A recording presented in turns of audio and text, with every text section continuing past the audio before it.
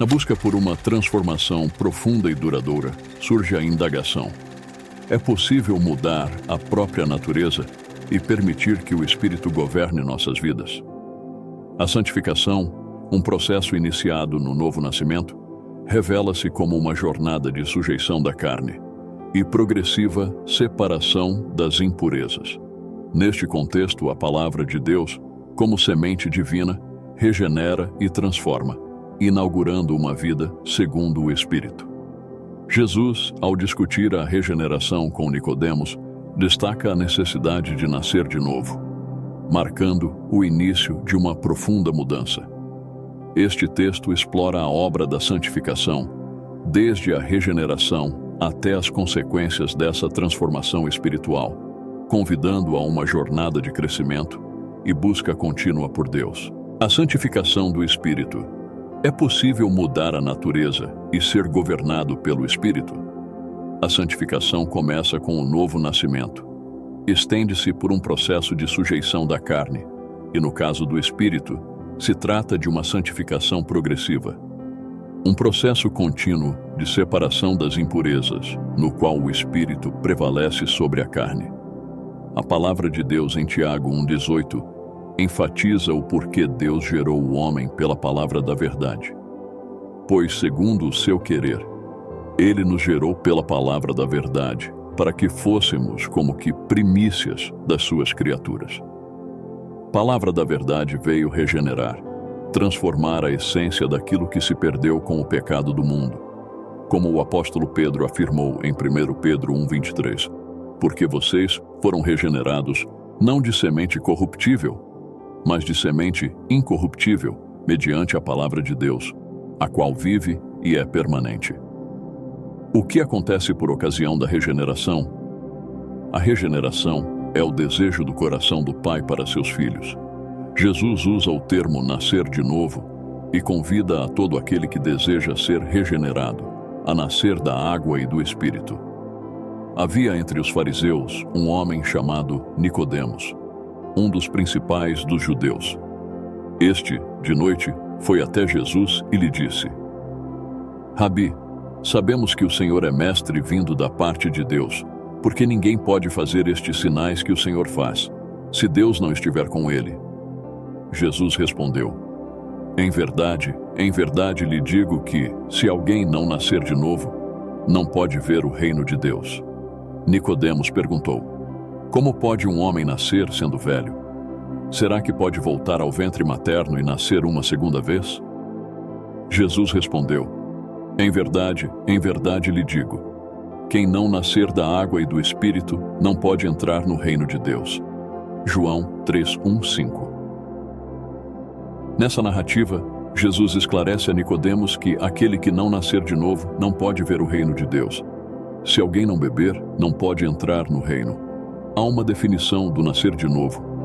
Não significa morrer e renascer, mas ser separado de tudo que antes o governava, morrer para suas próprias vontades. Esse nascimento causa a regeneração. O nascimento segundo o Espírito leva à manifestação da natureza do Senhor Jesus, uma experiência no Espírito de quem o recebe. Essa mudança do estado de morte espiritual recebe a vida de Deus. Antes um espírito que estava corrompido, agora pode ser tomado pela presença daquele que uma vez o gerou.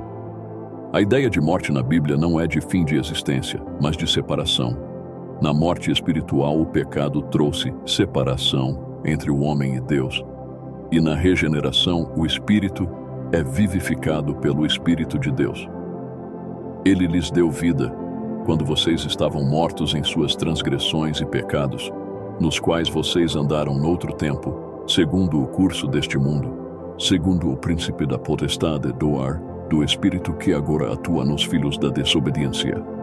Entre eles também nós, todos andamos no passado, segundo as inclinações da nossa carne, fazendo a vontade da carne e dos pensamentos. E éramos por natureza filhos da ira, como também os demais. Efésios 2:1-3. Como viver a obra da santificação? O primeiro passo é decidir viver de acordo com a mudança de natureza, regeneração. Viver de acordo com o espírito que agora governa a carne, esse é o ponto de partida. Em 2 Pedro 1,4, a Bíblia revela que é possível fugir da corrupção e das paixões que existem no mundo. Por meio delas, Ele nos concedeu as suas preciosas e muito grandes promessas, para que por elas vocês se tornem coparticipantes da natureza divina, tendo escapado da corrupção das paixões que há no mundo. No versículo anterior, a palavra enfatiza que pelo poder de Deus foram concedidas todas as coisas que conduzem à vida, Jesus e à piedade. Somente por meio dele é possível vencer a carne e viver a obra da santificação no Espírito. Essa obra é iniciada no novo nascimento e resulta na morte espiritual do homem interior, que recebe a vida de Deus. Essa se dá através do recebimento da semente divina. Todo aquele que é nascido de Deus não vive na prática de pecado, porque nele permanece a semente divina. Esse não pode viver pecando, porque é nascido de Deus. 1 João 3,9. Consequências da regeneração. A primeira consequência dessa regeneração acontece na conexão com Deus no espírito do homem. O Espírito Santo agora age no espírito humano, e este, por sua vez, recriado, se dispõe a buscar a Deus. Em Gálatas 5,16, a palavra de Deus é clara ao afirmar a luta ferrenha que acontece no interior do homem. Digo, porém, o seguinte: vivam no Espírito, e vocês jamais satisfarão os desejos da carne. Porque a carne luta contra o Espírito, e o Espírito luta contra a carne, porque são opostos entre si, para que vocês não façam o que querem. Gálatas 5:16-17. No entanto, em sua continuidade, afirma que é possível vencer, porque agora, com a presença do Espírito Santo nele, o Espírito recriado manifesta um comportamento diferente da carne, um processo de crescimento do espírito humano. Como crianças recém-nascidas, desejem o genuíno leite espiritual, para que por ele lhe seja dado crescimento para a salvação. 1 Pedro 2:2. Mas o que é o Espírito?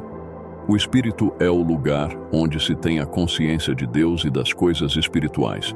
Há diversos exemplos na Bíblia sobre o espírito humano. Jesus, por exemplo, em Marcos 2:8, teve uma percepção em seu espírito, alinhado ao Espírito Santo. E Jesus, percebendo imediatamente em seu espírito que eles assim pensavam, disse-lhes. Marcos 2:8. Assim também como o apóstolo Paulo em Atos 17:16. Enquanto Paulo os esperava em Atenas, o seu espírito se revoltava em face da idolatria dominante na cidade. Da mesma maneira, deve ser assim com todo aquele que crê em Jesus. Deus é espírito, e é necessário que os seus adoradores o adorem em espírito e em verdade. João 4:24. A luta infindável. A carne é fraca para buscar a Deus, tem sua própria inclinação, mas os frutos do Espírito são a manifestação da presença de Deus naqueles que foram transformados e se deixaram guiar pelo seu Espírito. O espírito humano pode sim ser regenerado e se inclinar para as coisas que vêm do Espírito. Os que vivem segundo a carne se inclinam para as coisas da carne, mas os que vivem segundo o Espírito se inclinam para as coisas do Espírito. Pois a inclinação da carne é morte, mas a do Espírito é vida e paz. Romanos 8:5-6. Que seu coração arda e não se renda para aquilo que vem da carne, mas que seu espírito seja fortalecido e completamente tomado pela verdadeira vida.